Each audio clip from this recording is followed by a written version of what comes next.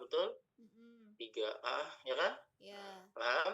paham. Kemudian yang kedua adalah kalau berupa H+, ya. Ya, H+. Kemudian yang ketiga adalah kalau berupa logam tapi bukan golongan 1. Yang Berarti ini kan lainnya. termasuk yang ketiga, betul? Iya.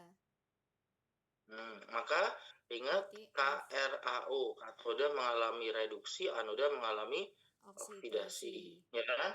Berarti nanti akan terjadi Fe3+ 3+ 3 ditambah 3 elektron menjadi menjadi Fe.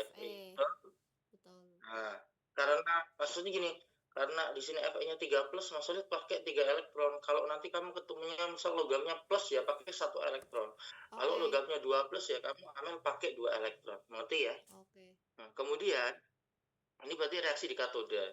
Sekarang reaksi di anoda, berarti Anoda itu NO3- NO3-. itu dinamakan dengan ion oksi, betul? Iya, ion oksi. Maka yang akan teroksidasi adalah air. Air. Paham? Iya. Jadi 2H2O 2H2O, paham? menjadi Menjadi 4H 4H+, plus O2 plus O2, betul?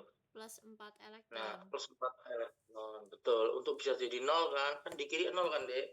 Iya. Nah, di kanan juga harus 0, paham ya? Nah, kenapa kok yang ditanyakan gas? Ya, karena di sini ada O2, jadi maklum aja yang ditanyakan gas. Pertanyaannya letaknya di sini, paham? Gimana? Kan pertanyaannya apa? Volume gas yang dihasilkan. Dia tidak menyebutkan gas di anoda atau di katoda. Karena apa? Karena di katoda nggak ada gas, ya kan? Oh iya, benar. Gasnya Yang ada gasnya cuma di anoda. Jadi pertanyaannya tuh ada di sini sebenarnya, paham? Clear? Iya, paham. Nah, sebenarnya dalam konsep keseimbangan reaksi harusnya itu dikali silang. Maksudnya dikali silang tuh atas ini yang atas kali 4, yang bawah kali 3, betul nggak? Tapi Iya. ribet, ya. Daripada ribet nggak usah. Maksudnya gini. Nah, nanti perhatikan deh, elektron itu sebanding. Maksudnya gini, elektronnya di sini 3, betul? Heeh. Nah, di sini Di 4, situ ya kan? 4. Ya. Nah, jadi misalnya kamu ketemu di sini 1 mol, paham? Maka Paham. kamu langsung boleh pindah ke sini deh. Pindah doang, tidak ngapa-ngapain. Pindah. Jadi di sini juga 1 mol, paham? Oh.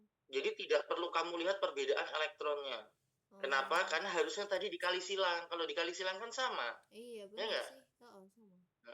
Jadi maksudnya Mas Solid ngasih tahu, kamu pindah aja deh, nggak usah dikali silang. Yang penting kamu paham konsepnya, bahwa berapapun elektronnya, misalnya kok di sini 1, di sini 4, tinggal pindah aja. Kalau di sini 1 mol ya, sama. Kalau di bawah 1 mol, di kanan, di atas juga 1 mol. Paham? Oh, iya, paham. Ya. Jadi untuk menjembatani posisi atas dan bawah itu kita punya elektron, ngerti ya? Yang sama kan, di atas dan bawah kan yang sama elektronnya kan? Gitu. Paham ya? Nah, oke. Maka ketika nanti kamu ketemu mol elektron, kamu tinggal pindah aja deh. Tidak usah bandingkan apa-apa. Nah, sekarang coba datanya dilihat. Oke, menghasilkan endapan besi. Betul kan? Ini kan endapan besi namanya, ya kan? Iya, Kemarin Mas Sulit bilang ke Amel, kalau fasenya itu dalam kondisi plus, min, maksudnya dalam kondisi ion, berarti dia itu dalam bentuk larutan. Paham? Larutan. Kalau sudah dalam keadaan Fe sendiri, ini namanya padatan. Betul? Ya. Ngerti? Yap. Nah, berarti ini itu letaknya di Fe 24,2. Maka tugasnya Amel adalah mencari, ini aku tulis di kiri reaksinya, aku kasih jeda biar kelihatan. Fe3+, ditambah 3 elektron, jadi Fe. Kemudian bawahnya agak jauh, biar nanti kelihatan perbandingan molnya. Menjadi 4H+, ya, ditambah O2, ditambah 4 elektron. Ya kan? Yap. Nah, perhatikan mol Fe-nya berapa? Mol Fe-nya adalah mol Fe berarti gram per gram per AR. Betul, Berarti 24,2 per 24,2 dibagi 56. Ini pasti angkanya nggak sulit. Berapa? Kok 6? 6 kok? Iya, itu 56. 56. Oh iya, maksudnya aku dengarnya hasilnya 6, bukan. 56 kali berapa hasilnya 2? 0,432. 0,4 ini. Ini dibagi berapa jadinya? Dibagi Bagi 2, 2 berarti 12,1. 12,1. Dibagi 2, 28. 28. Ya, dibagi berapa lagi, Dek? Oh, 12,1 bagi 28 kali berapa hasilnya? Itu nggak ada sih ya. 4. Dibagi Enggak ada. berapa? 12,1, Bagi 2 lagi bisa sih. 28. 6,05. Yang mana? Dibagi 2. 6,05. 6,05 sama Yang sini jadi 14. berapa? 14. Udah gini aja apa? Ya, 6,05 bagi 14. Ini kan berarti mol di sini kan, betul nggak? Yap. 6,05 per 14 gitu 14. ya? Iya. Oke, kalau nggak disederhanakan sebenarnya nggak apa-apa sih. Langsung kamu ke 24,2 per 56 juga nggak apa-apa. Oke. Nah, baru di sini tuh berlaku rasio mol atau perbandingan mol tuh sama dengan koefisien. Yang mau kita pindahkan sebenarnya elektronnya. Ingat, yang menjadi jembatan atas dan bawah itu cuma elektron. Nggak bisa tiba-tiba Fe pindah ke bawah, nggak bisa. Harus lewat elektron dulu, paham? Oh, iya, iya. Ya, berarti ini kan koefisien Fe 1 kan, Dek? Betul? 1. Elektronnya 3 kan? Berarti 3 kali, paham? Ke Oh, 18,15, iya. betul? Per 14. Paham? Oh, Jadi 3 kali yang ini. 6,05-nya dikali 3 karena Ya elektronnya kan? 3, Fe-nya 1. Oke, oke. Ini elektronnya 3, Fe-nya 1, paham? Nah, kalau Paham. sudah sama-sama elektron, baru boleh nih kita pindah 18,15 per 14. Tapi itu yang Ingat, 14-nya nggak dikali 3. Berarti cuma atasnya doang yang enggak dikali kan? 3 ya? Dek, kamu kalau punya 3 kali 2 per 3, yang dikali atasnya atau bawahnya? Sama aja sih. Ya enggak, yang dikali 6 per 3 kan? Betul nggak? Kalau sama gue dicoret ya. Jadi jangan dikali atas bawah, sama aja kalau dikali atas bawah nggak berubah. Oke. Ya, gitu ya. Nah, berarti 18,15 per 14 itu adalah mol dari elektron, ya kan? Padahal yang ditanya O2 kan? Nah, O2. berapa molnya O2? O2 koefisiennya berapa? 1. Berarti elektron koefisien 4, berarti ini dibagi 4 ya. Berarti 18,15 per 14 ya, dibagi dengan dibagi 4, paham? bukan dikali 4 ya? Enggak kan? Ya enggak toh. Masa Masa dikali 4, dibagi 4 dong. Benar enggak? Iya. Kan kalau 4, misalnya kalau 4, 4. Kalau 1, 1 dong. Berarti kan dibagi 4. Oke. Ya? Paham ya? Oke. Berarti jadinya berapa nih? 18,5. Ini aku menyesuaikan nggak pakai kalkulator karena besok kamu nggak boleh pakai kalkulator kan? Iya, nggak boleh. Dibagi dengan 4. Ya kan? Berarti 18,15 per 14 kali 4. Ya kan? Benar ya? Oh, jadi naik ke atas ya? Berapa nih?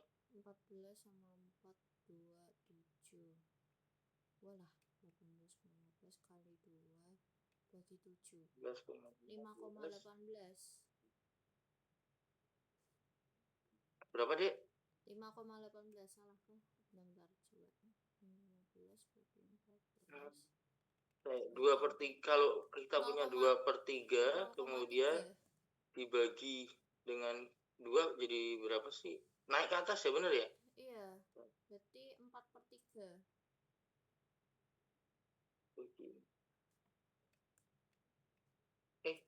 Enggak. Ini 2 kali 3 jadinya. Berarti ini di bawah, Dek. Ya kan? Coba deh. Hati-hati ya. Bukan seper ya. Kalau seper dikali kan jadinya. Bentar. Nah, ini kan 18 per 15, 18 per 14. Kemudian dibagi 4 kan. Kalau dibagi 4 kan berarti 18,15. Kan berarti gini kan, coba perhatikan. 18,15 per 14 dibagi 4 per 1. Betul nggak? Oh, jadinya kali 1/4. Betul, paham ya? Iya, paham. Kali 1/4 berarti 14-nya yang dikali 4 ya. 18,15 berarti 18,15 per 56 ya. Iya, 56. 56 lagi ya. Oke, sudah. Ini adalah mol dari siapa? O2 yang ditanya. Paham? Nah, baru masuk ke rumus itu. Volume sama dengan mol dikali dengan 22,4. ya kan? Molnya Nah, 18,15 per 18,15 per 56 dikali dikali dengan 22,4. 22,4. Nah, ini 56 sama 224 tuh bisa Saya dibagi deh. coret Perhatikan 56 2,5. kalau dikali 4 hasilnya 22,4. 224 ya enggak? Berarti ini adalah 0,4, ini 10. Paham? 0,4 sama 10 dibagi. Bentar, kamu kalau bingung gini dulu deh. Ini tak jadikan 22,4 jadinya gini ya. Berarti ini jadi 0,18 kok 0, sorry. Geser 1 komanya. 1,815 betul? Per 56 dikali 224. Oh. Jadi 224 komanya tak hilangkan, tak ganti depan. Oke. Oh, ya. Ini coret, ini jadi 4. Oke? Ya, ini jadinya 4. Berarti 4 kali kok 1,815. Kisaran berapa? 7,2. Ya, 1,8 kali 4 itu 72. 7,2, 15 kali 4, 60, berarti 7,26 liter jawabannya. Wow, amazing. Dia panjang aja sih, bukan susah sebenarnya. Iya, runtut. Cuman angkanya agak jelek sih. Semoga besok nggak jelek. Ya, semoga besok nggak jelek ya. Iya. Tapi kalaupun ada yang jelek, ya cuma di elektrolisis sih kalau kimia. Yang lain nggak mungkin soalnya. Mau jelek di mana? Kayak sifat kualitatif itu nggak mungkin jelek deh. Kalau jelek, menyusahkan diri sendiri. Iya, bener sih. Gurunya yang menyusahkan diri sendiri, ngoreksinya jadi susah, apalagi kalau urean. Ini elektrolisis ya, jadi penerapannya mulai dari reaksinya. Nah, yang mungkin jadi hal yang kemarin belum kita bahas adalah ya bahwa ini untuk menjembatani suatu reaksi baik dari atas ke bawah maupun bawah ke atas, yang boleh dipindah itu hanya elektronnya ya, Dik. Oh iya. Artinya lewat elektron dia boleh ke sini. Paham? Oke. Itu ya. Kalau misal di kasus lain, misal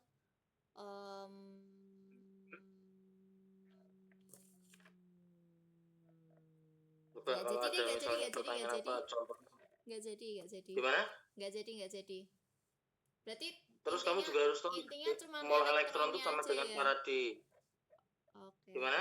Berarti intinya elektronnya aja ya yang boleh dipindah molnya. Iya, mol elektron ya, maksudnya elektronnya punya mol berapa dari atas ke bawah langsung dipindah tanpa diperhitungkan apapun. Paham? Siap.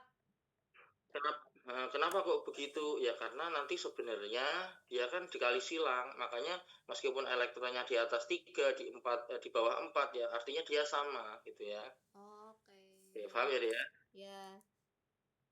Nah, ini ya, ada pertanyaan dulu sambil jalan, nanti aku bahas elektrolisis dulu ya. Karena kalau dibahas akhir kamu udah pusing dengan atasnya. Nah, 18 ya. Yap. Dalam praktikum di laboratorium sekolah sekelompok siswa membuat larutan glukosa 0,1 m pada suhu 27 derajat Celcius dan R-nya adalah 0,082. Tekanan osmotik yang dihasilkan gampang ya. Ini glukosa, berarti masuk golongan gula, urea, alkohol, berarti non elektrolit. Maka Amel tidak perlu pusing-pusing terhadap faktor Van Hoff atau I-nya, ya kan? Oh iya. Maka cukup langsung I sama dengan M kali N kali T, udah gitu loh. MRT. Ya kan? Yap. M-nya malah langsung, nggak perlu kita nyari, ya kan? 0,01 dikali R-nya 0,082. T-nya ingat 273 tambah 27 300 ya. Yap. Paham ya? Paham. Sudah 300 berarti kan nolnya 2, 0,01 dikali 8,2 dikali 3 gitu ya. Yang depan belakangan kena 0,01. 0,01 kali 82 kali 3 246, 24,6. 24,6. Nah, di belakang kali ini berarti 0,246 ATM. Ya, selesai. Oh ya, 0,246. Ya. Paham ya? Paham. Nah. Ini kok ada hidrokarbon? Beneran ada? Iya, emang nomor ada. 17. Emang ada. Oh, Hading kemarin aku menjelaskan ada alkana, alkena, alkona juga ya? Ada. Lupa. Ya, ya. Oke. Sekarang gambarkan isomer dan nama isomer dari senyawa yang memiliki struktur senyawa berikut. Oke.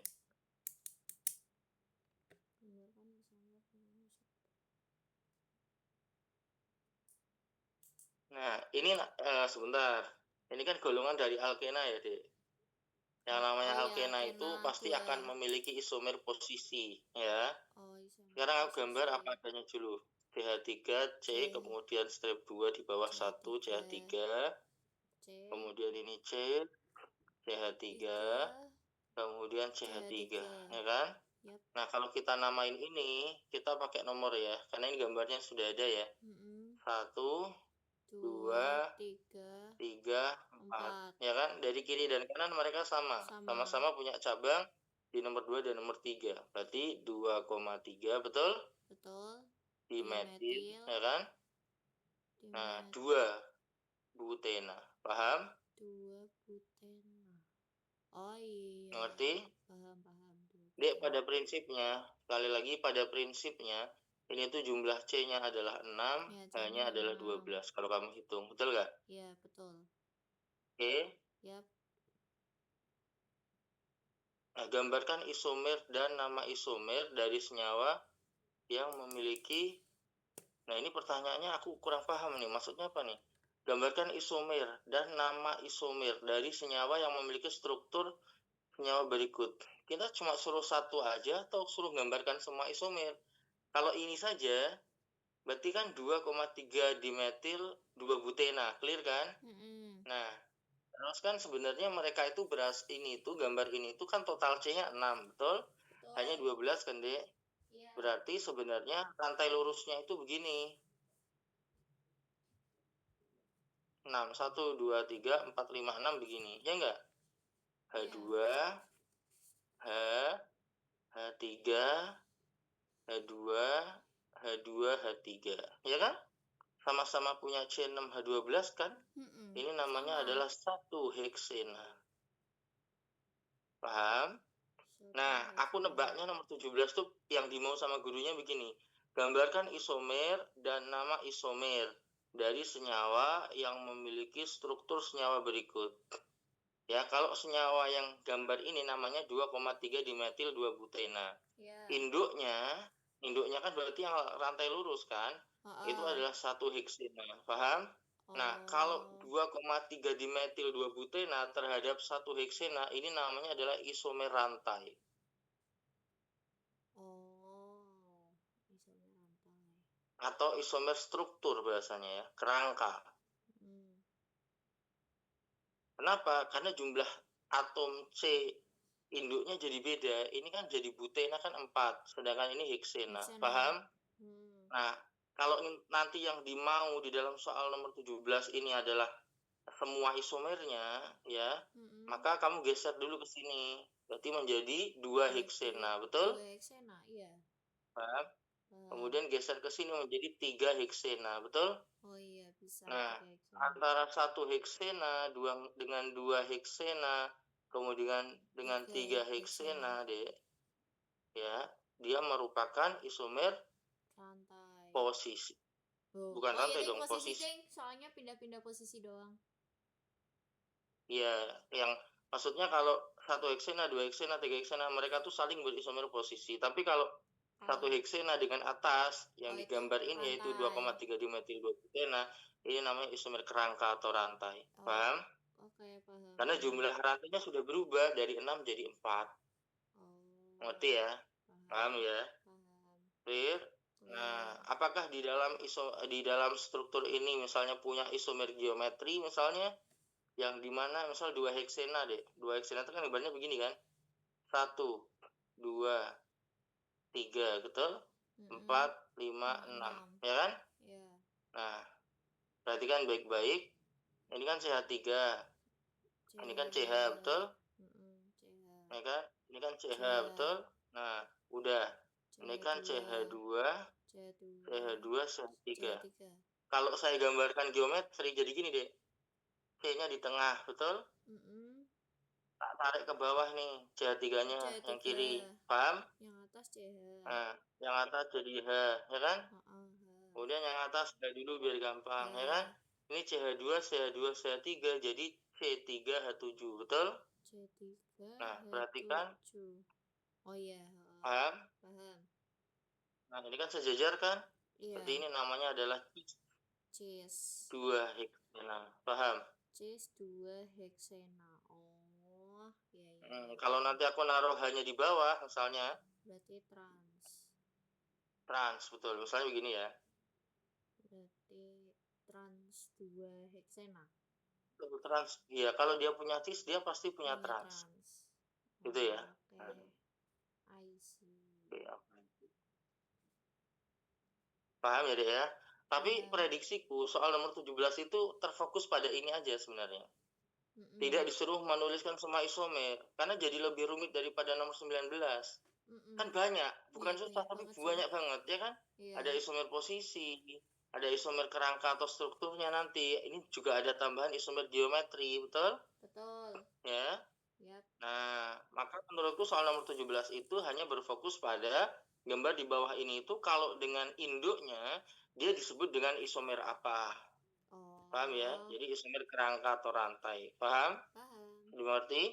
Paham. Ya, intinya jangan sampai kamu jawab isomer posisi karena dia nggak cuma beda posisi aja gitu ya, tapi beda rangkanya. Dari 6 sudah dipotong jadi 4, ya kan? Gitu.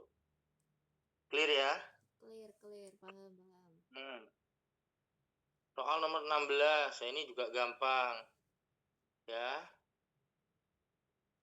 Masalah emas yang melapisi kunci besi tersebut.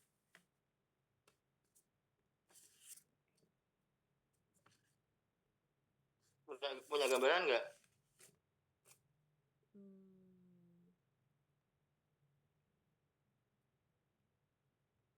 Masa ya. Berarti Wacana berikut ya. Kunci yang terbuat dari besi akan disepuh dengan logam emas menggunakan kuat arus 10 ampere selama ya 9650 detik. Seperti gambar itu, ya kan? Pada reaksi penyepuhan kunci besi dengan logam emas diperlukan arus listrik sebesar berapa? 0,015 Faraday. Nah, massa logam emas yang melapisi kunci tersebut adalah titik. Oke, kita punya hukum Faraday. Udah hafal belum? Amel, hukum Faraday itu apa? W sama dengan, betul? E kali F ya, atau kalau dalam bahasa yang lebih ini W kali E, W sama dengan EIT per 96500, mana gitu kan? Oh iya, paham ya? Nah, oke, berarti kita punya rumus itu ya kita terapkan aja, ya kan? Berarti W gitu ya. Nah, sama dengan E dikali dengan L.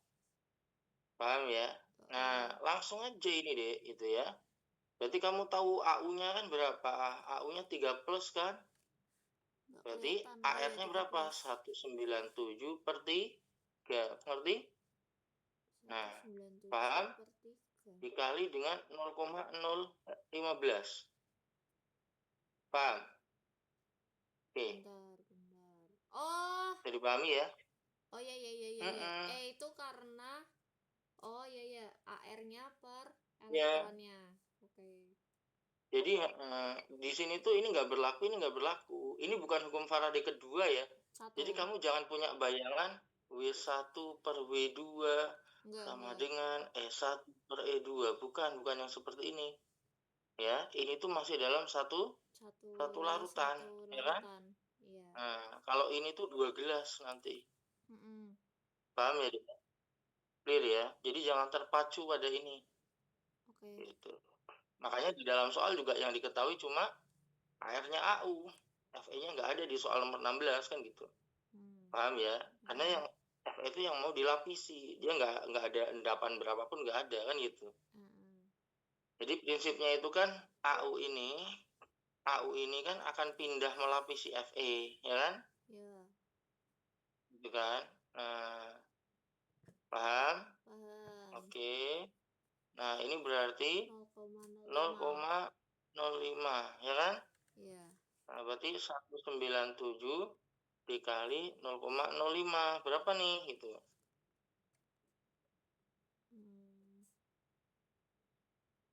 Berapa, Dek? Kalau 200 kan 1000, ya kan? Iya. Kalau 197 berarti 1000, tapi kurang 15, berarti 985 gitu kan?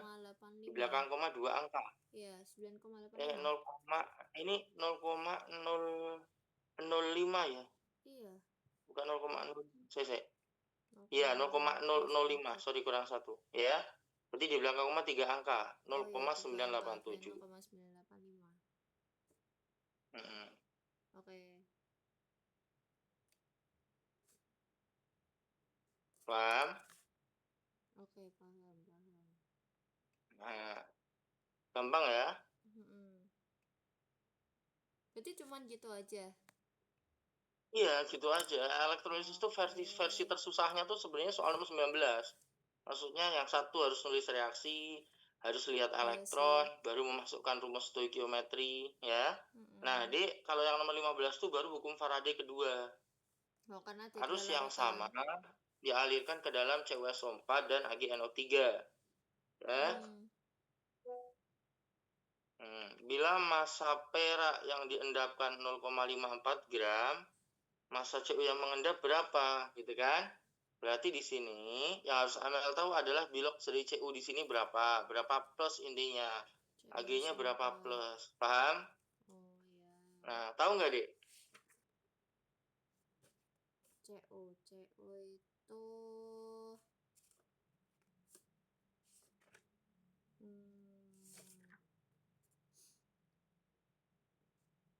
Cu plus 2. 2 plus. Cu plus 2. Plus 1. Kan Cu di SO4 ya maksudnya ya. Nanti kalau CuCl2 misalnya ya, sorry, kalau CuCl saja berarti Cu-nya plus 1 gitu ya.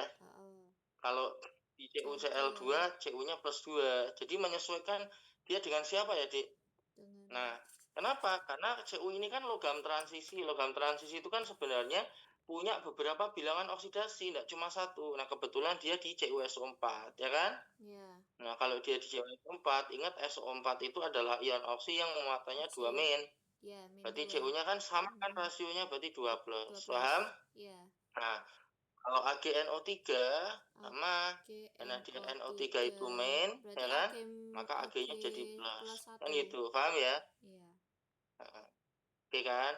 Baru masuk ke rumus W1 per W2 sama dengan E1 per E2. Ngerti? Nah, note W1-nya untuk Cu. Berarti yang ditanya siapa? Cu, berarti W1, ya kan? W2-nya adalah 0,54. Paham? Sama dengan ARCU-nya adalah 63,5 per 2. Paham? Dibagi dengan 108 per 1. Ngerti? Nah, kita berarti ini W1-nya biar tetap di sini. 2-nya turun ya, Dek. Menjadi 63,5 dikali, betul? 0,54, ya kan? 0,54-nya tak kasih sana jadi kali kan? Per 108 kali 2. Ngerti? Oh iya. Ngerti ya? Nah, berarti 108 dan 54 itu bisa dibagi sebenarnya. Fred kan 2 kalinya kan? 54 berarti jadi 1, betul? Ini jadi 200, gitu ya? Iya, 200. Nah, ngerti ya? Berarti 63,5 dibagi dengan 400. Ya, nah 63,5 dibagi 4. 15, 35-nya bagi 4, 8. Ya, 635 bagi 4. 14, 13 berapa? 13 bagi 4. Ini 2, sorry, 2. 3 berarti 5, ya, Dek ya. 20, 35 bagi 4, hampir 9. Ini aja ya. Kan cuma kurang 1, ya kan? Sama aja. Paham? Oke, berarti 159. Ingat, ini nolnya 2, berarti di belakang koma 2 angka. Tadi kita minjem di sini 1, berarti jadi 3 angka jawabannya. Paham? Oke, paham. Ya, oke. Oke. Mengerti ya? Ini hukum Faraday yang kedua. Ya. Oke, ada pertanyaan dulu? Enggak ada. Oke. Kita lanjut ke soal nomor 14. Silakan. Oke, dia aku ke toilet sebentar ya. 1 menit. Iya.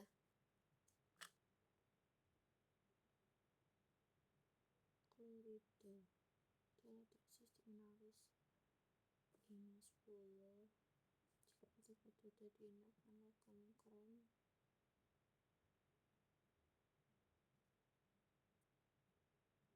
sebesar 10,4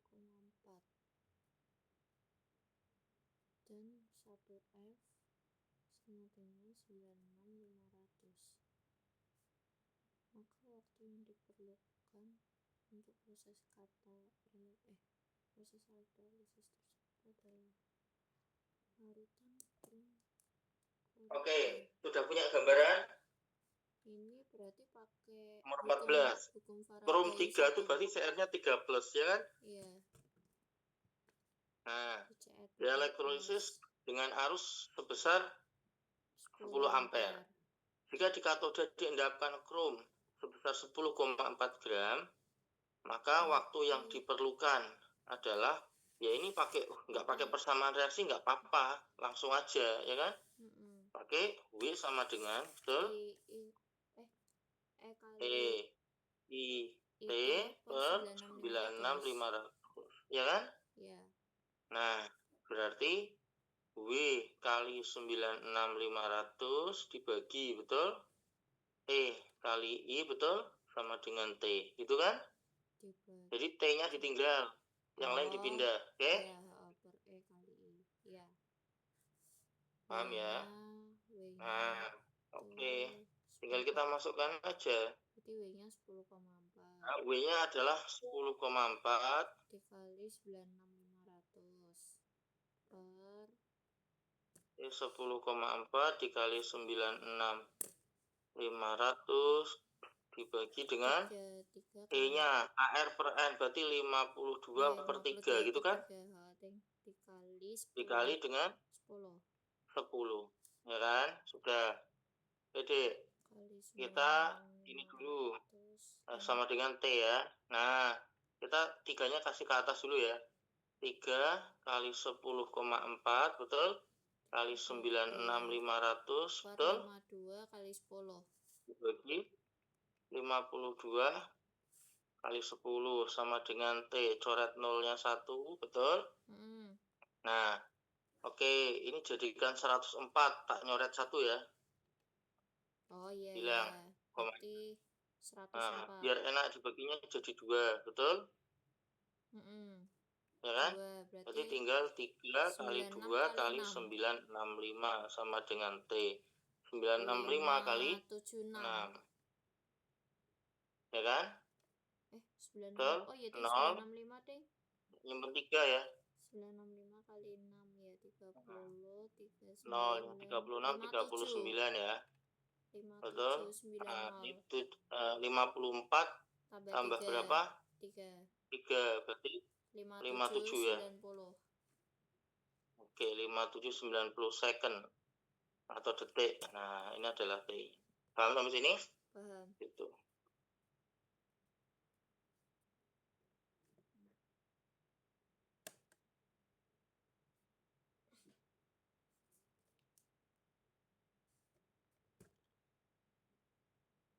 Oke, ada pertanyaan dulu. Gampang ya sebenarnya ya elektrolisis ya. Cuma ya kita harus tahu pos-posnya. Dalam arti pos-posnya tuh, oh kalau begini, ini berarti caranya seperti ini, gitu kan? Kalau begini, caranya pakai yang ini. Itulah hukum Faraday yang kedua, berarti pakai W1 per W2. Ya, kalau hukum Faraday pertama berarti pakai ini. Kalau nanti yang ditanya volume atau pH bahkan, ini nggak ada contoh pH ya. pH, nah berarti nanti sama deh. Sebenarnya misalnya, ya kita punya reaksi seperti tadi itu apa? FeNO3 3 kali ya. Nah, kamu kan sudah tahu berarti Fe3+ ditambah 3 elektron betul menjadi Fe. kemudian di NO3+ itu kan jadi 2H2O menjadi 4H plus O2 plus 4 elektron. Nah, untuk bisa jadi ke sini itu tetap lewatnya juga ini dulu. Hanya kan domainnya beda. Maksudnya domainnya beda itu nanti kan mol, misalnya di sini 0,1, di sini 0,1 kan molnya. Betul? Nah, masih pakai perbandingan koefisien yang sama, 4 elektron sama dengan 0,1. Berarti kalau 4 di sini sama-sama 0,1. Ngerti? Paham. Clear? Nah, cuma kan ini mol. Nanti kalau ditanya pH, ingat H plus itu kan satuannya molaritas atau konsentrasi. Berarti mol dibagi volume, ya kan?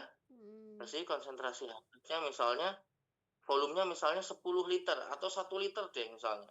Berarti kan H plusnya 10 pangkat min 1 kan? Dibagi 1 tetap sama kan? Iya. Nah, berarti pH-nya 1. Itu nanti jawabannya. Seandainya pertanyaannya adalah pH. Kan sekali lagi karena reaksinya seperti ini, pertanyaannya tuh boleh volume, boleh berapa pH-nya, boleh berapa endapannya, ya? Iya, paham. Ngerti ya? Ngerti. Seperti itu. Oke, next berikutnya. Nah, oke. Jelaskan beberapa metode atau cara pencegahan korosi berikut. Oh, enggak. Itu beda ya. 13 sama 1 kayaknya beda deh, Dek. Beda soal. Ya. Tahu beda soal. Jadi 1, 2, 3, 4 itu bukan pertanyaan untuk nomor 13, nggak nyambung. Nggak nyambung. Nah, Makanya. jelaskan beberapa metode atau cara pencegahan korosi. Nah, kalau korosi itu maknanya apa sih? Perkaratan. Perkaratan tuh Nah, berarti perkaratan kalau itu ada air. Ya, caranya gampang. Misalnya kok seperti gerbang ya dicat gitu ya. Gitu. Intinya apa? Intinya adalah perkaratan atau korosi itu minimal bisa terjadi karena adanya air dan oksigen, betul? Ya, air sama oksigen. Nah, nanti kalau ada pertanyaan pilihan ganda, kok ada pakunya dikasih air ya, ini ada paku ya. Kemudian sistemnya terbuka dengan paku yang dikasih air juga, tapi sistemnya tertutup. Yang korosi yang ya kiri. Ini pasti juga. Yang korosi duluan yang ini, paham? Karena oksigennya kaya. Iya. Ngerti? Nah, seperti itu ya. Jadi sebenarnya korosi itu penyebab utamanya adalah air dan oksigen. Cuma korosi itu bisa dipercepat, bisa diperlambat ya. Dipercepatnya dengan penambahan asam. Asam itu mempercepat korosi. Tapi kalau paham ya? diperlambat berarti OH-. Apanya? Kalau memperlambat berarti pakai basa apa sih? Pakai basa gitu ya. Garam juga mempercepat ya. Oke. Nah, karena air itu berkebalikan dengan minyak, berarti nanti yang paling lambat tuh misalnya ada paku dimasukkan ke minyak. Paham ya? Atau sejenis minyak. Sejenis minyak itu berarti yang namanya pelarut nonpolar. Air ini kan pelarut polar, ya. Nah, seperti itu ya. Ini konsep belajar tentang korosi. Ini kalau seandainya nanti datanya adalah data percobaan, ya. Tapi misalnya kok datanya data analisis misalnya, ya, ada yang namanya pelapisan katodik. Gila. Ya. Nah, kamu kan punya deret volta kan, betul enggak? Iya. Yang Li, K, Ba, Ca, Na dan seterusnya gitu ya. Nah, nanti misalnya apakah kemudian itu Na itu bisa melindungi Ca? Nah, ya. Kata kuncinya adalah yang kecil apanya? Kecil E0-nya. Melindungi yang besar. Yang kecil E0-nya. Oh iya, melindungi yang besar. Oke, besar E0-nya. Jadi misalnya kok Ca punya E0 katakan min 2,37. Sedangkan Na punya E0 katakan min 0,11. Ya berarti nanti Ca yang melindungi Na, bukan Na melindungi Ca. Paham ya? Intinya yang kiri melindungi yang kanan, ya. Yang kiri Kalau dalam deret volta, yang kiri melindungi yang kanan. Tapi sekali lagi dalam soal kan tidak mungkin disebutkan deret volta. Makanya ya yang kita harus pahami adalah fungsi dari potensial reduksi ini. Ya, yang kecil akan melindungi yang besar. Itu namanya pelapisan katodik. Paham ya? Oke. Gitu. Oke, nah ini perhatikan peristiwa elektrolisis berikut. Pasangan reaksi di anoda yang menghasilkan gas O2. Anoda yang menghasilkan gas O2 itu berasal dari ion oksi. Berarti jawabannya 2 dan 4. Paham? Yap. Mengerti? Mengerti. Kalau nggak ada ion oksi, nggak mungkin ada oksigen. Ada pertanyaan dulu sampai sini? Aman sih. Aman ya? Aman. Nah, berikutnya adalah soal nomor 12. Oh, nomor 12 ini juga kepotong, Dek. Ya. Diagram sel yang berlangsung spontan. Spontan itu berarti kemarin kuncinya apa? Kuncinya adalah sesuai dengan aturan. Paham ya, Dek?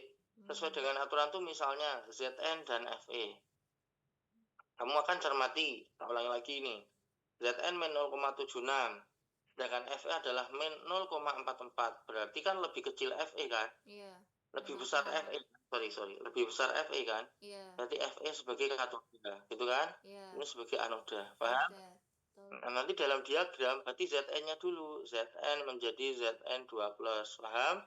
Jembatan garam Fe2+. Menjadi Fe. Mengerti? Nah, kalau reaksinya seperti ini kan artinya sesuai aturan kan? Iya, Kalau sesuai aturan, kata lainnya adalah pasti berlangsung spontan. Paham? Oke. Misalnya misalnya saya punya begini, saya punya Pb dan Cu misalnya. Nah, ternyata di opsi begini, Dek. Kan harusnya Pb dan Cu itu kan lebih positif Cu kan? Harusnya Cu yang mengalami reduksi, betul? Betul. Ya kan? Nah, ternyata di diagram selmu begini, Cu menjadi Cu2+. Sedangkan jembatan garam Pb2+ menjadi Pb. Loh, ini kok tidak sesuai sama teori yang diungkapkan oleh kita? Berarti dia tidak spontan. Paham? Nah, kata lain dari tidak spontan itu, kalau nanti kamu hitung potensial selnya, maka hasilnya akan bernilai negatif. Paham? Nah, kalau yang nanti berlangsung spontan, kalau kamu hitung potensial selnya, dia akan bernilai positif. Begitu. Mengerti? Gampang ya? Gampang. Yang penting kamu jangan lupa saja kalau ada enol sel ini dia punya makna. Dan yang harus kamu tentukan adalah Zn sama Fe katodanya siapa, Fe sama Pb katodanya siapa.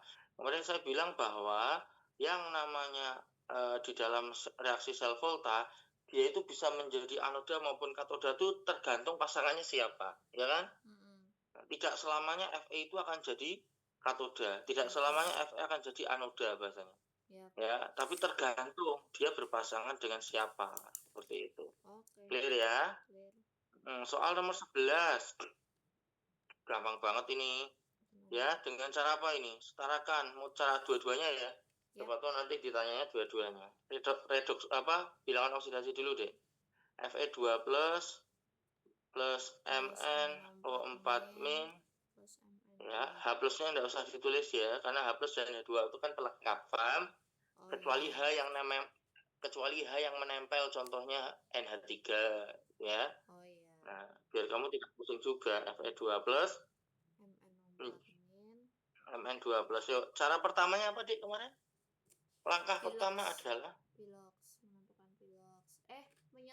Bukan. Menyetarakan jumlah atom selain O dan paham? Ya. Oke, berarti Fe di kiri berapa? Fe di kiri ada 1. Di kanan 1. Di kanan juga 1. Sudah kan? Nah, terus Mn-nya enggak usah.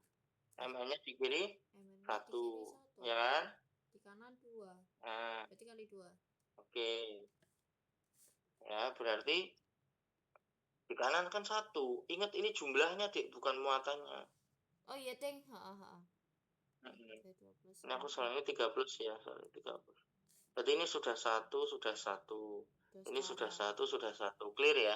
Yap. Kalau sudah sama, baru kita tentukan biloxnya. Ayo, biloxnya ini berapa? Plus Plus 2. 2. Betul? Ya. Mn ini Koin 1, 2. Plus 7. berarti ini min Plus 8. 7. Plus 7, betul. Terus, yang sini plus? Plus 3.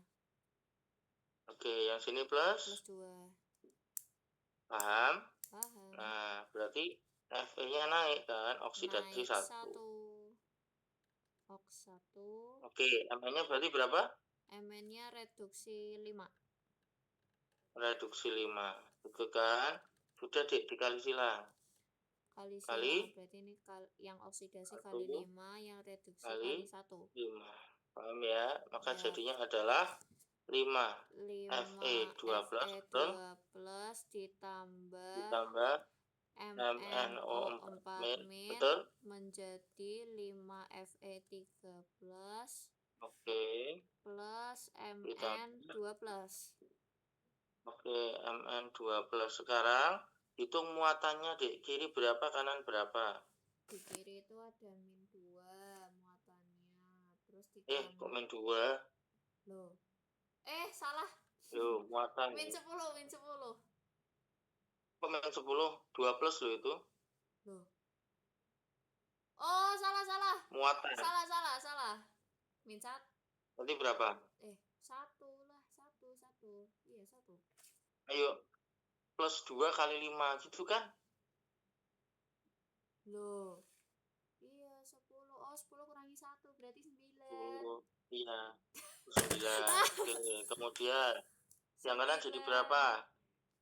15, 17. 17. Berarti yang kurang H plus, yang kurang plus yang mana? Kiri. Kiri kan? Yap. Kurang berapa? Kurang 8. 8 H plus seperti itu. Paham? Oke. Nah, hanya kan jadi berapa di kiri? Jadi 8 kan? Yap. Berarti di kanan ditambah H2O sebanyak 4. Paham? Oke. Oke, clear, ini selesai. Pakai cara bilox, oke? Nah, sekarang pakai cara setengah reaksi. Nanti tiba-tiba gurunya bilang selesaikan dengan cara setengah reaksi, ya. Yap. Maka reaksi yang pertama adalah Fe2+ menjadi Fe3+. Paham ya, Dek? Nah, kemudian MnO4- menjadi Mn2+. Paham? Yap. Nah, coba caranya tetap sama. Yang pertama yaitu menyamakan jumlah atom selain O dan H. Pasti sudah sama, ya kan? Sekarang yang reaksi pertama kan tidak punya O, maka kamu jangan mengada-adakan. Kalau tidak punya O atau H, maka langsung ditambahkan elektron. Berarti yang ditambah elektron kiri apa kanan? Yang reaksi pertama, yang Fe. Yang kiri. Yang kiri. Yang kiri? Masa yang kiri? Kan kiri plus 2, kanan plus 3. Elektronnya 1 dong di kanan. Paham? Gimana sih? Enggak nyambung. Bentar. Mau diulangi lagi. Ya. Nah, elektron itu kan muatannya negatif ya, Amel ya? Iya, negatif. Elektron itu kan negatif. Oh. Kamu di kiri kan punya plus 2. Iya, paham. Oke. Ya. Berarti plus elektron, 1 elektron. Oke, kalau yang satu sudah di kanan, yang satu pasti tidak di kanan. Di kiri. Ya, nanti dulu. Tapi kalau ini nggak boleh langsung tambah elektron, ini punya O. Yang tadi saya bilang adalah kalau reaksi itu tidak mengandung O atau tidak mengandung H, maka langsung kamu ke langkah paling akhir yaitu menambahkan elektron. Paham? Iya. Ya, sekarang yang bawah.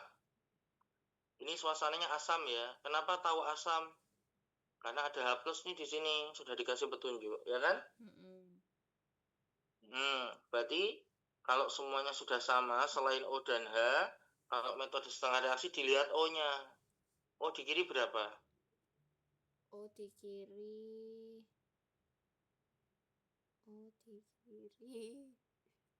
4. Ayo, jumlah O.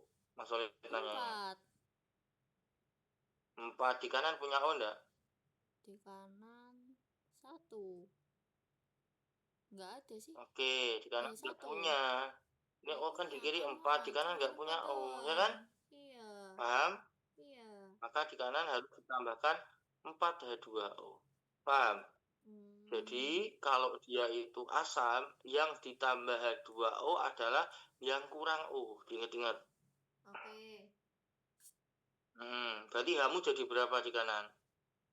Hanya jadi 8. 8, maka diseimbangkan dengan 8H+.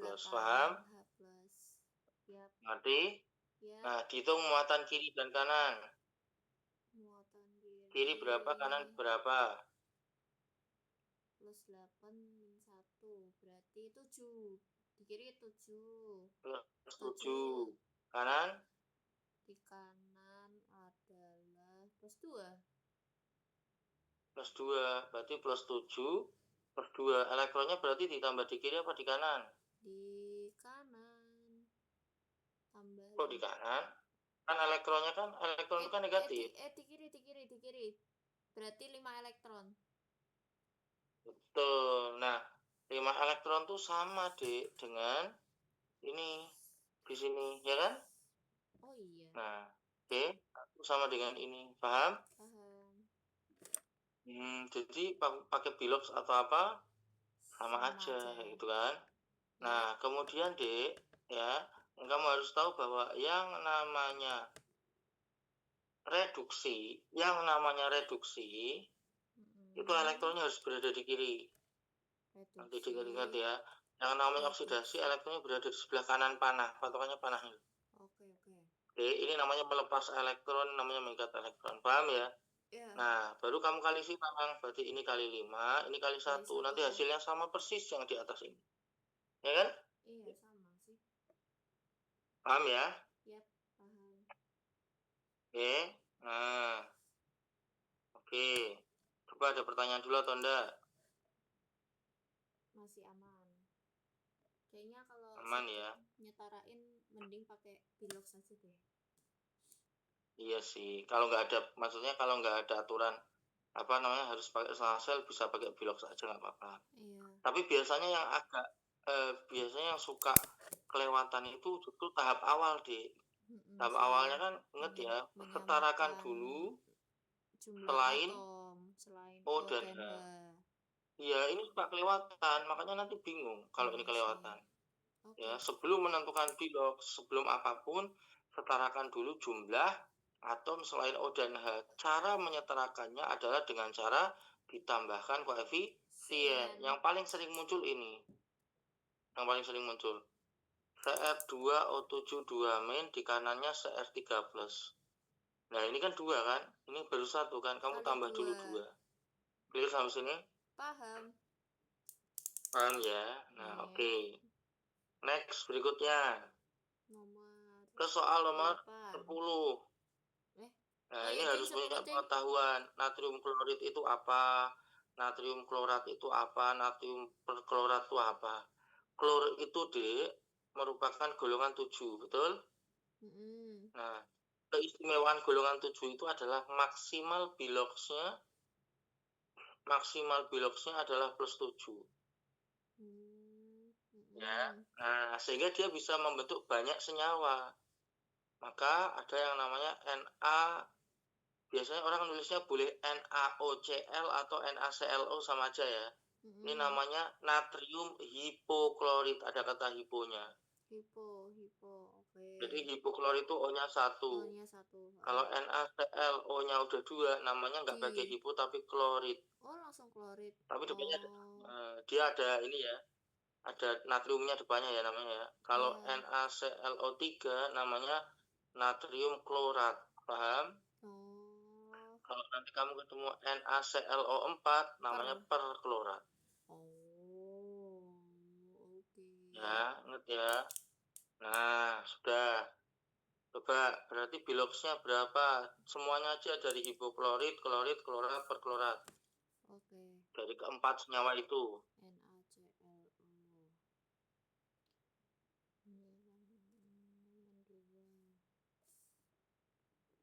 Na itu plus 1.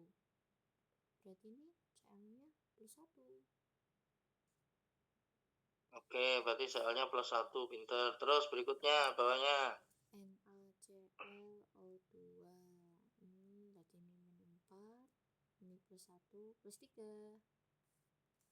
Plus 3, ya kan? Terus NaCl. Feelingku plus 5. ya plus 5, jangan feeling, ini harus pasti. Maksudnya tuh Enggak kayak boleh. feeling hitung. Oh, feeling itu. Iya, Ya, feeling enggak hitung. apa-apa. Iya, iya, enggak boleh loh ya kalau perhitungan pakai feeling yang Enggak feeling gitu. orang, feeling hitung. Soalnya tuh kayak kelihatan ini tuh dari bertambah O-nya kan. Jadi Satu. kayak bertambah 2. Jadi ya udah. Ya, betul sekali. Yang berarti Jadi yang itu Sel plus ini 7. ya. Oke, ini ya, ini jawaban untuk soal nomor 10, tapi tak tambahin 1 hipoklorit. Siapa tahu besok tiba-tiba hipoklorit. Oke. Ya. Siap.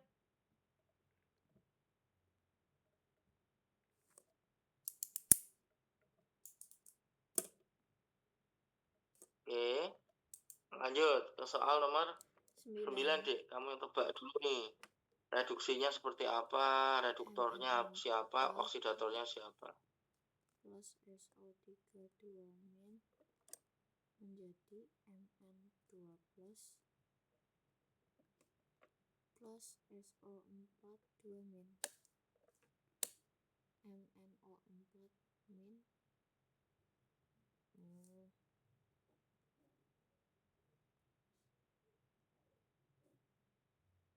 Ini oksidasi, ini reduksi. Reduktor itu yang reduktornya ini SO3 min. Reduktor itu yang mengalami apa? Oksidasi. Betul. SO3 2- betul. Kemudian menjadi Mn2 plus gitu ya, ditambah SO4 2-. Dek, karena ini tidak disuruh menyetarakan, kamu hanya cukup untuk menyebutkan mana yang mengalami reduksi dan oksidasi dan reduktor oksidatornya, maka jangan menyetarakan ya, habis nanti waktunya. Yep. Oke ya. Nah, kamu pakai Bilox atau pakai teori apa? Atau pengamatan oksigen boleh. Mn di kiri punya O4, betul? Mn di kanan tidak punya O, berarti kehilangan O kan gitu kan? Reduksi. Kehilangan O itu betul, reduksi kan gitu. Yep. Nah, sedangkan SO3 2- itu sama-sama 2- loh ya. Ternyata di kanan O-nya jadi 4. Berarti kan dia mengikat O, betul? Mengikat O itu oksidasi. Paham? Yap. Ngerti ya? Nah, ini berarti mengalami reduksi. Berarti nanti cara jawabnya bagaimana? Ya, cara jawabnya adalah tentukan reaksi reduksi. Berarti reaksi reduksinya adalah MnO4- menjadi Mn2 plus, gitu aja. Kemudian oksidasinya SO3 2- menjadi SO4 2-, gitu aja. Paham ya sampai sini ya? Yap. Clear? Nah, lalu kemudian ditulis dulu nih reduktornya. Seperti yang mengalami oksidasi yaitu SO3 2-. Ya, oksidatornya MnO4. ini adalah MnO4- begitu. Paham ya? Yep, gampang. Oke. Nah, berikutnya soal nomor 8 nih, unik nih ya. Wah, kenapa tuh? Karena campuran.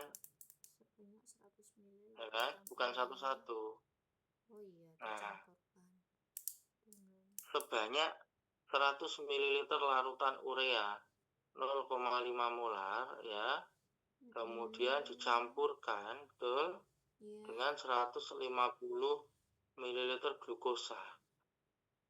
Nah, kemudian tentukan tekanan osmotik, fraksi mol urea, kemudian kenaikan titik didih campuran. Itu ya. Oke.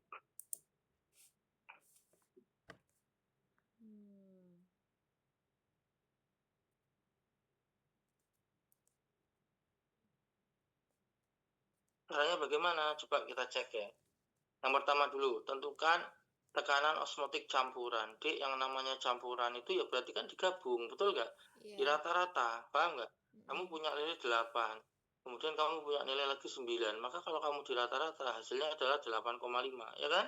Iya. Yaitu sama. Paham ya? Yap. Berarti untuk menentukan tekanan osmotik kita kan punya P sama dengan betul M, MR paham? R kali T. T, ya kan? Ya. Nah, berarti M-nya ini karena ada dua campuran atau dua larutan ya, berarti M-nya adalah M campuran. Paham Oh, ya M maksudnya ya? campuran. Oh iya iya, Nah, tahu-tahu. sudah. Berarti berapa campurannya? Ya Berarti sudah, tinggal dihitung dulu miliknya. Berarti ini apa? Glukosa dan urea. glukosa Berarti dan mol urea. urea dulu. Betul? Mol urea. Mol urea berapa? Molnya berarti M 100 kali kali V. dengan 0,5, ya kan? Berarti Mol itu kan 50. rumusnya M kali V. Iya. Paham ya? Berarti berapa? 50. 50. Ingat karena ini mililiter berarti masih sama, mas satuannya masih milimol. Oh iya, Paham? milimol. Heeh. N Terus glukosanya N glukosa berarti berapa? berarti 150 150 kali dikali dengan 0,4. 0,4. Berapa? 60. 60 Paham sampai milimol. sini, Dik? Paham. Berarti total molnya adalah 110. 110. Paham? Iya, Nah, 110. ingat molaritas itu adalah ya, molaritas itu adalah N per V. N per N V. per V. Ya kan? Oh, Berarti molnya adalah 110, 110 paham? per. Nah, volumenya berapa? 250. Karena kan sudah campur. Oh iya, Masuk? 100 tambah 150. Iya, paham. Jadi sebenarnya kalau dirumuskan tuh N1 plus N2 per Iya. V1 plus V2. Cuma ini tak bisa jadi satu-satu biar alurnya kamu nggak bingung. Oke. Ya. Jadi kenapa 250? Karena sudah campuran. Itu Ya, ya. Kenapa paham. 110? Karena sudah campuran juga. Oke. Coret 11 kali 25. Bagi Berarti 25. 100-nya kali 4 ya, 44. Betul? Oh iya, 44 per 100. 0,44 ya molarnya. Paham? Nah, 0,44. baru ini yang masuk ke atas, Dek. Berarti 0,44 ya 0,44 kali dikali 0,082 kali 0,082 T-nya dalam dikali T satuan Kelvin. Kelvin. Nah, yuk. Gak ada, Ya sudah, berarti ini anggap 0. aja apa namanya? Sama ya. Maksudnya dia suhu kamar ya 300 gitu aja lah. Ya. Oh, berarti Kalau kalau nggak tidak diketahui diketahui. begitu kita asumsikan dia pada suhu ruang yaitu 227 Oh, derajat Celcius Celsius. gitu ya. Oh, Oke. alah. Oke, oke. Nah, paham ya? Paham. Nah, oke. Berarti atau misalnya kok ini nggak diketahui ya, Dik. Kamu Mm-mm. berhenti aja di sama dengan 0,44 RT gitu ya. Diwujudkan Oh, dalam RT tok itu apa? oke, siap. Ya, ya. Tapi kalau mau dianggap asumsinya adalah pada apa namanya suhu kamar, berarti 27 ya ini berarti. Berarti Oke. 0,44 dikali dengan 24,6. Hasilnya adalah titik-titik-titik ATM gitu ya. Nah, Ya, paham sampai sini? paham. Clear? 0,44 Nah, kali 2. sekarang berikutnya yang ditanya apa, Dek? Yang Fraksi ditanya mol fraksi urea, mol betul? urea. Iya. Nah, di sini kan cuma ada dua kan? Mm-mm. Sebanyak 100 ml larutan urea, 0,5 molar dicampurkan dengan 150 ml larutan glukosa, 0,4 molar. Tentukan tekanan osmotiknya fraksi mol urea. Yang dimaksud fraksi mol urea itu berarti kan fraksinya dia terhadap semuanya kan? Kita Mm-mm. ketemu berapa molnya? 110 kan? Mm-mm. Berarti fraksi urea itu sama dengan 50 dibagi dengan 110. Paham? 50 Maka jawabannya dibagi. adalah 5/11. Paham? Oh, berarti dari Nah, molnya urea per total molnya dari. total. Betul. Oh, iya Nah, iya oke iya. ya. Oke. Nah, kemudian kenaikan titik didih campuran. Nah, ini Oh, sama. Titik didih itu kan delta TB ya, Dek ya. ya delta TB. Delta TB sama dengan KB kali M kali I KB. kali Nah, M. nggak pakai I dong kan non elektrolit urea glukosa. Ya Ya. kan? Nggak Oh. usah pakai I karena dia non elektrolit. Nah, di sini itu yang dimaksud adalah molalitas campuran. Paham? Nah, Oke. molalitas campuran itu akan sama dengan molaritas campuran. Ketika apa? Ketika larutannya dalam air. Jadi intinya adalah di soal ini molaritas 0,44 itu boleh kita asumsikan sebagai molaritas. Ya, berarti KB-nya adalah 0,52. Di sini juga nggak diketahui KB ya. Kamu harus ini sendiri ya, 0,52 kali gitu kan? 0,44. Ya, dikali dengan 0,44. Nah, 52 kali 44. Nah, berarti sekitar 200-an ya. Iya, 52 kali 44, 0,2-an, ya kan? 0,2 sekian 0,2488. derajat Celcius. Oke, gitu ya. Yap. Nah, oke, paham ya? Sudah. Nomor 7. Sebuah industri farmasi membuat infus glukosa yang isotonik dengan darah manusia. Isotonik itu maknanya adalah jumlah ionnya sama. Ya, yang memiliki tekanan osmotik 7,7 atm pada suhu tubuh 37 derajat Celcius. Tentukan konsentrasi molar larutan glukosa, ya. Gampang, titik beku infus. Kemudian fraksi mol glukosa, ya. Nah, dan kenaikan titik didih larutan. Nah, kita cari satu-satu. Berarti ini kita nyarinya dari mana? Dari data yang ada dulu dong. P sama dengan M R T, ya kan? Yoi.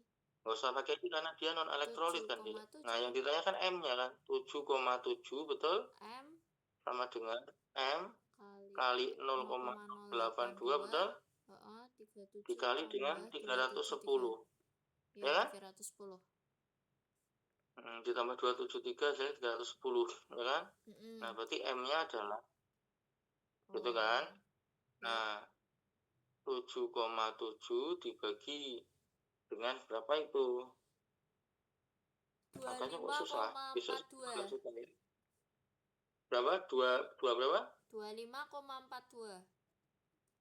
25,42. Berarti 25,42. Berapa nih molaritasnya? 7,7 dibagi dengan 25,42. 0,3 ya. Yap. 0,302 molar kan gitu. Berarti udah nih. Yang ini molar, konsentrasi molar. Titik beku infus. Molaritas akan sama dengan molalitas. Paham? Iya. Karena pelarutnya sama-sama air kan gitu. Ya sudah, berarti delta TF dulu, ya kan? Delta TF. TF sama dengan KF, betul? Oh ya, M kali KF. Kali M, gitu kan? Ya. Paham ya? Ya. Yang dimaksud dengan isotonik itu sama. Gitu ya. Terus, berarti KF-nya 1,86 dikali dengan 0,3. Ya. Ya. Nah, di belakang nanti 3 angka ya. Berarti 8 nyimpen 1, 24, 25, nyimpen 2, jadi 5. 0, nah, derajat Celcius. Ini kan penurunan titik bekunya. Maka titik bekunya adalah minus, paham? Kok delta lagi, sorry, TF. TF, kok TF? TF ya. Nah, TF-nya sama dengan minus 0,558. Paham ya? Tinggal diganti minus aja sebenarnya. Oke. Kemudian fraksi mol glukosa.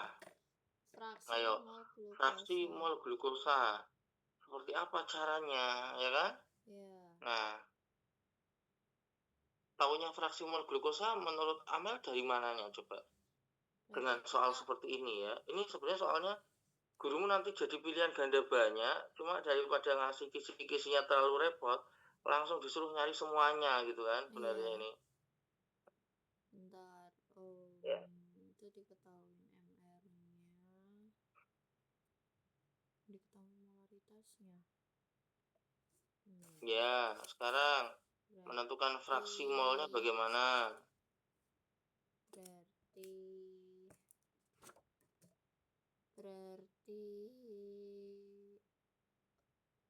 pakai ini enggak sih? Tapi enggak di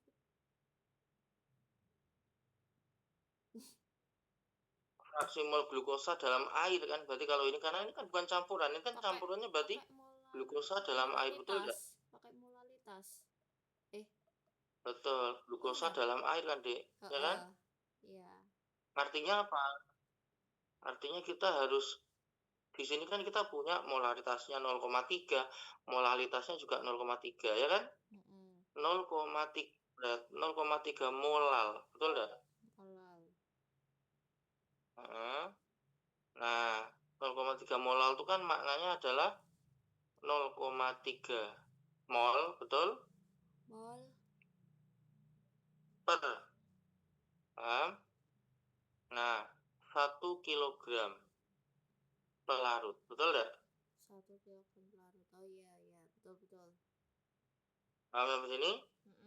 Nah, jadi mengerti ya? Iya. Oke, berarti mol glukosanya berapa? Mol glukosanya adalah berarti 1. 0,3 kan? Berarti gram ini kan sudah mol glukosa. Sekarang yang kita cari apa? Mol air dong, ya enggak? Mol air. Iya, H2O. Ya, per 1 kilogram pelarut nih, Dek. Berarti berapa? 1000, betul? 1000, iya, 1000. Per berapa? 18 kan airnya, betul enggak? H2. Oh iya, 18. Paham, kisaran 50-an, 52-an kali ya. Nah, maka fraksi mol glukosa, ya kan? Berarti kok nge-lag aku tulisannya?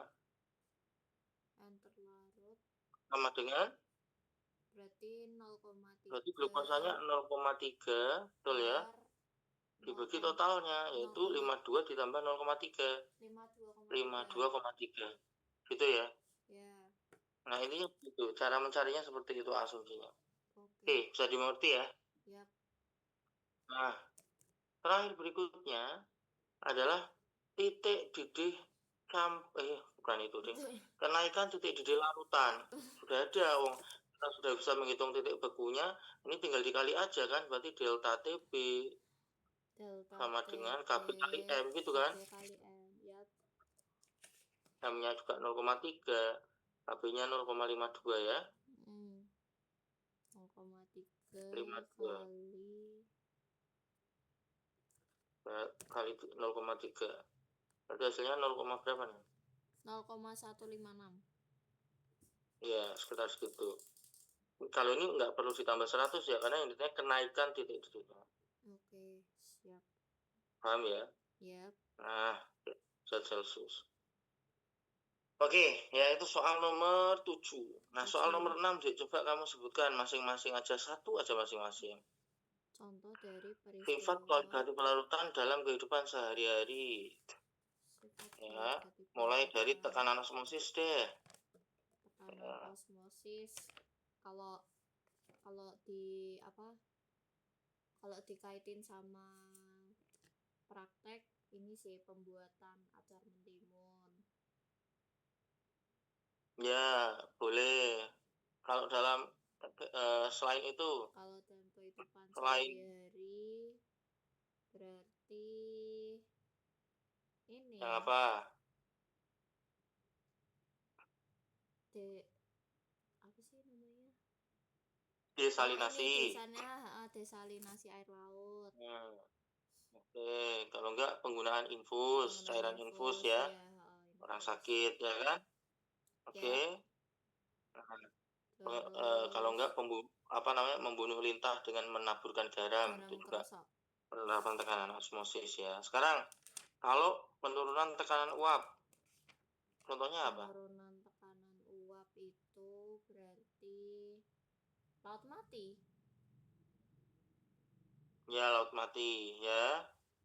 Nah, laut mati terus. Selain itu distilasi ya. Oh iya, distilasi. Distilasi itu bahasa Indonesia sebenarnya penyulingan. Ya. Ya, Nah, terus terus berikutnya yang eh gampang nih, penurunan titik beku. penurunan Untuk titik beku itu berarti anti beku anti beku buat es krim, buat ya es kan? krim ya, terus mencairkan salju Betul, ya. ya, Kalau kenaikan titik didih, kenaikan titik didih merebus air ya. Terus terus apa ya, dis buat presto makanan, ya. oh ya, presto biasanya kayak gitu sih. Oke, itu kalau soalnya uraian. Tapi kalau soalnya pilihan ganda kan biasanya kamu suruh nebak kan berikut yang merupakan penerapan dari kan gitu kan. Tapi biasanya uraiannya juga dikeluarkan sih. Iya, dikeluarin kok. Bang dia. Ya kan. Nah, tapi udah bagus lah. Nomor 5, Dek.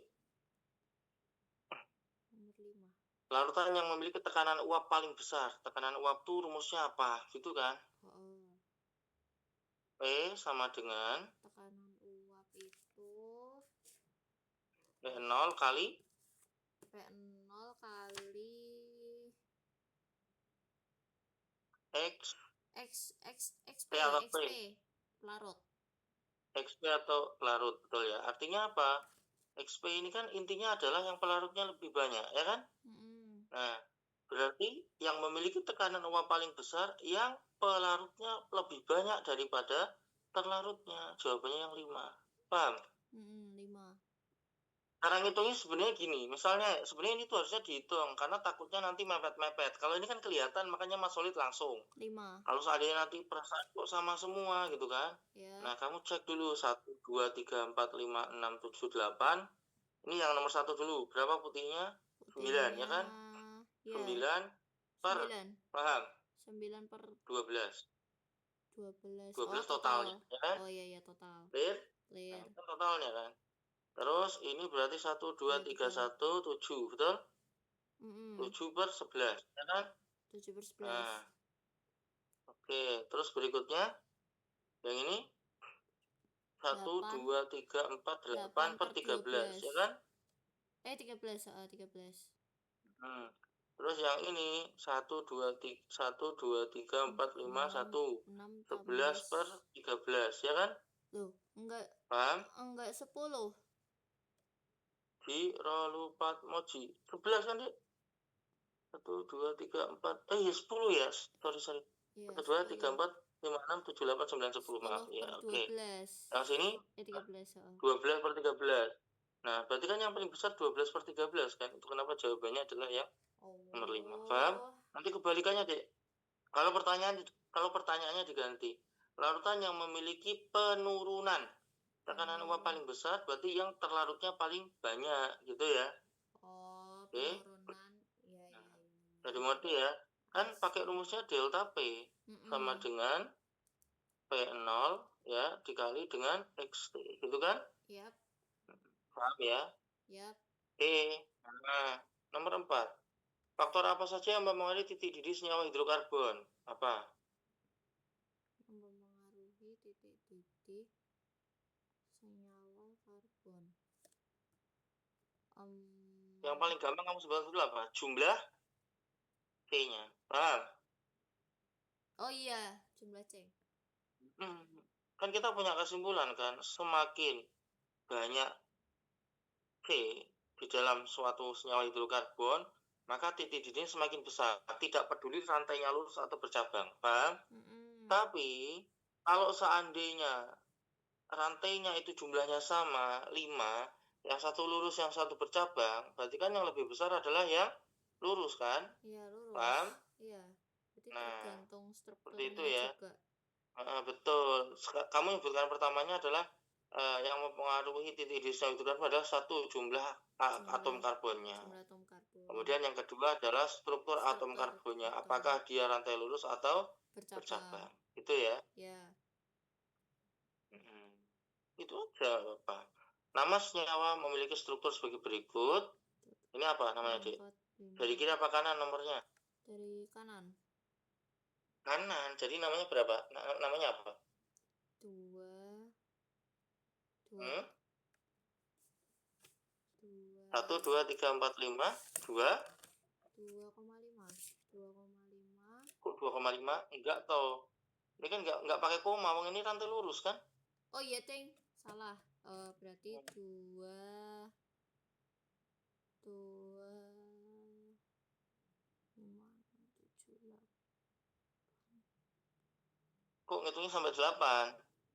Kan cukup dihitung aja. C-nya berapa? Bentar. 3, 4, 5, Habis 6, fisika terus oleng kamu. 10. C5H10. 1. Iya, C5H10. Namanya apa? C5H10 Ini itu kan? adalah Enggak, ini kan C-nya 5. 5 itu apa? 5 itu namanya apa? pentana. 5. C-nya 5 itu namanya apa? Pentana. Pentana jadi pentena. Betul, karena ada double bond. Ya kan? Oke, pentena di nomor berapa, Dek? Di nomor 2. Nomor 2 pentena. Berarti namanya 2 pentena. Selesai. Paham ya? Iya. Nah, oke, bisa dimengerti ya. Jadi nanti ketika kamu suruh namai, prioritasnya adalah 1. Kalau dia punya rangkap, maka nomori dari rangkapnya.